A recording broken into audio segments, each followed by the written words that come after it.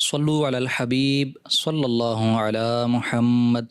مدنی channel کے ناظرین، سلسلہ زندگی سنواریں کے سیگمنٹ خاص لوگوں سے خاص باتیں میں ہم حاضر ہیں، اور آج کا ہمارا موضوع ہے نماز کی دعوت دینا، نماز کے فضائل۔ آج ہم انشاءاللہ عز و جل اس موضوع پر سنیں گے۔ حضرت سیدنا ابو مالک اشعری رضی اللہ عنہ سے روایت ہے کہ اللہ پاک کے پیارے نبی صلی اللہ علیہ وآلہ وسلم نے فرمایا، الصلاۃ نور، یعنی نماز نور ہے۔ حضرت سیدنا ابو زکریہ یحییٰ بن شرف نووی رحمۃ اللہ علیہ نماز کے نور ہونے کی وضاحت کرتے ہوئے لکھتے ہیں، اس کا معنی یہ ہے کہ جس طرح نور کے ذریعے روشنی حاصل کی جاتی ہے، اسی طرح نماز بھی گناہوں سے باز رکھتی یعنی روکتی ہے، اور بے حیائی اور بری باتوں سے روک کر صحیح راہ دکھاتی ہے۔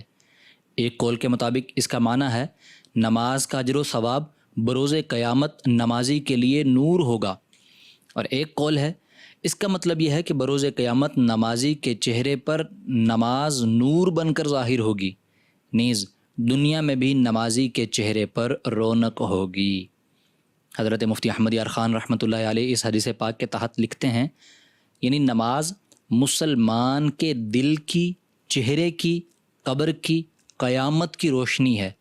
پل صراط پر سجدے کا نشان بیٹری یعنی ٹارچ کا کام دے گا۔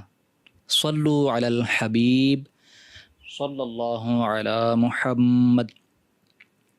سرکار علی وقار مدینہ کے تاجدار صلی اللہ علیہ وآلہ وسلم نے ارشاد فرمایا، نماز دین کا ستون ہے، جس نے اسے قائم رکھا دین کو قائم رکھا، اور جس نے اسے چھوڑ دیا اس نے دین کو ڈھا یعنی گرا دیا۔ منقول ہے کہ جب قیامت قائم ہوگی تو نمازیوں کو گروہ در گروہ یعنی گروپس کی صورت میں جنت کی طرف جانے کا حکم ہوگا۔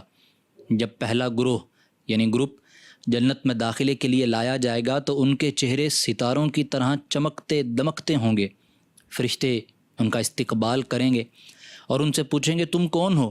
وہ کہیں گے، ہم امت محمدیہ علی صاحبہ الصلاۃ والسلام کے نمازی ہیں۔ پھر پوچھا جائے گا، تمہارے اعمال یعنی نمازوں کا کیا حال تھا؟ وہ کہیں گے، ہم اذان سنتے ہی وضو کے لیے کھڑے ہو جاتے تھے اور دنیا کی کوئی چیز ہمیں اس سے روک نہیں سکتی تھی۔ فرشتے کہیں گے، تم اسی کے مستحق ہو کہ تمہیں جنت میں داخل کیا جائے۔ پھر دوسرا گروہ یعنی گروپ جنت میں داخلے کے لیے لایا جائے گا، جن کا حسن و جمال یعنی خوبصورتی پہلے گروہ سے زیادہ ہوگا، ان کے چہرے چاند کی طرح چمکتے ہوں گے۔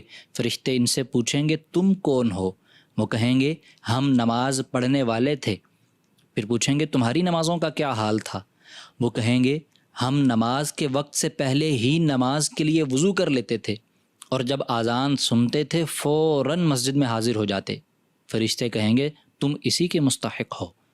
پھر تیسرا گروہ جنت میں داخلے کے لیے لایا جائے گا، جن کا مقام و مرتبہ اور حسن و جمال پہلے گروہوں سے کہیں زیادہ ہوگا۔ ان کے چہرے آفتاب یعنی سورج کی طرح روشن ہوں گے۔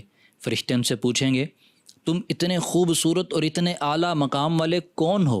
وہ کہیں گے، ہم ہمیشہ نماز پڑھا کرتے تھے۔ فرشتے پوچھیں گے، تمہاری نمازوں کا کیا حال تھا؟ وہ کہیں گے، ہم اذان ہونے سے پہلے ہی مسجد میں موجود ہوتے تھے اور اذان مسجد میں ہی سنتے تھے۔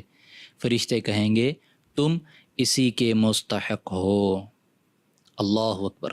نماز کتنی پیاری عبادت ہے کہ شروع کرتے ہی جنتوں کے دروازے کھل جاتے ہیں۔ چنانچہ حضرت سیدنا ابو امامہ رضی اللہ عنہ سے روایت ہے کہ شہنشاہ دو عالم صلی اللہ علیہ وآلہ وسلم کا فرمان معظم ہے، بندہ جب نماز کے لیے کھڑا ہوتا ہے اس کے لیے جنتوں کے دروازے کھول دیے جاتے ہیں، اور اس کے اور پروردگار کے درمیان حجابات یعنی پردے ہٹا دیے جاتے ہیں، اور حور عین یعنی بڑی بڑی آنکھوں والی حوریں اس کا استقبال کرتی ہیں۔ سبحان اللہ! نماز پڑھنے کے کتنے ہی فضائل ہیں، اور ہمیں چاہیے کہ ہم جب بھی نماز پڑھنے کے لیے جائیں تو کسی ایک کو نماز کی دعوت دیتے ہوئے مسجد میں اپنے ساتھ لے جائیں۔ چنانچہ امیر المؤمنین فاروق اعظم رضی اللہ تعالیٰ عنہ نے صبح کی نماز میں حضرت سیدنا سلیمان بن ابی حشمہ رضی اللہ عنہ کو نہیں دیکھا۔ بازار تشریف لے گئے، راستے میں سیدنا سلیمان رضی اللہ تعالیٰ عنہ کا گھر تھا۔ ان کی ماں حضرت سیدتنا شفا رضی اللہ تعالیٰ عنہ کے پاس تشریف لے گئے اور فرمایا کہ صبح کی نماز میں نے سلیمان کو نہیں پایا۔ انہوں نے کہا کہ رات میں نماز یعنی نفلیں پڑھتے رہے، پھر نیند آ گئی۔ سیدنا فاروق اعظم رضی اللہ عنہ نے فرمایا کہ صبح کی نماز جماعت سے پڑھوں یہ میرے نزدیک بہتر ہے اس سے کہ رات بھر قیام کروں، یعنی رات بھر نوافل پڑھوں۔ میرے میٹھے پیارے اسلامی بھائیوں، دیکھا آپ نے سیدنا عمر فاروق اعظم رضی اللہ تعالیٰ عنہ نے گھر جا کر غیر حاضری کی وجوہات معلوم کی۔ اس روایت سے یہ بھی معلوم ہوا کہ شب بھر نوافل پڑھنے یا اجتماعی ذکر و نعت میں رات گئے تک شرکت کرنے کے سبب صبح کی نماز قضا ہو جانا تو کجا، اگر فجر کی جماعت بھی چلی جاتی تو لازم ہے کہ اس طرح کے مستحبات چھوڑ کر رات آرام کرے اور با جماعت نماز فجر ادا کرے۔ اللہ پاک کی بارگاہ میں دعا ہے کہ اللہ پاک ہمیں پانچوں نمازیں مسجد کی پہلی صف میں با جماعت ادا کرنے کی توفیق عطا فرمائے، آمین۔ صلو علی الحبیب صلی اللہ علی محمد۔